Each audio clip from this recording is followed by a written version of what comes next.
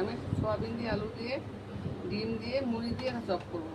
সোয়াবিনগুলো এখানে দিয়ে দিলাম, একটু মিক্সিতে করে নিয়ে আসি।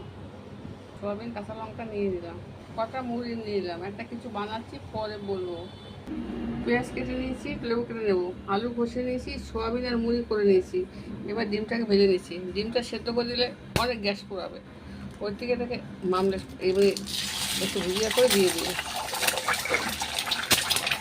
রসুনটা ভালো ডিম সেদ্ধ করে অনেক গ্যাস, পেঁয়াজটা দিয়ে দিলাম, ডিমটা ভুজিয়া করে নিয়েছি। সেদ্ধ করলে গ্যাস পড়াবে, ফালতু একটা ডিম কতক্ষণ সেদ্ধ করবো। আলু আর মুড়ি আর সোয়াবিন আর পেঁয়াজ। এবার আলুগুলো দিয়ে দিচ্ছি, দেখো আলুগুলো দিয়ে দিলাম। আলুটা ভাজা ভাজা হচ্ছে, তারপর ওই সোয়াবিনটা মুড়িটা দেবো।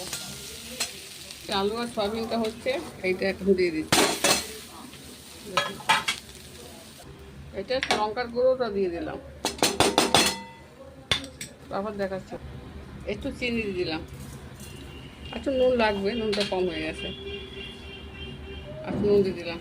এটা লেবুটা, এই ডিমটা দিলাম, এইবার লেবু দিয়ে দিচ্ছি।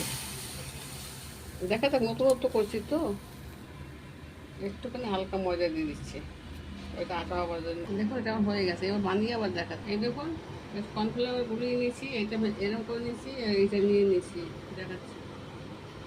এই দেখুন সোয়াবিন দিয়ে, মুড়ি দিয়ে, আলু দিয়ে, ডিম দিয়ে একটা কাটলেট বানাচ্ছি। দেখুন কষিয়ে তেলটা হয়ে গেছে, আমিও নতুন করছি সোয়াবিন দিয়ে, দেখা যাক কীরকম হয়।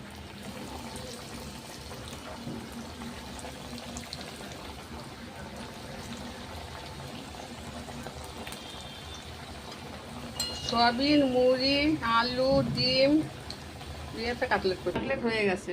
দেখতে কি তোমার ভালো লাগলো, লাইক শেয়ার করে দিবেন।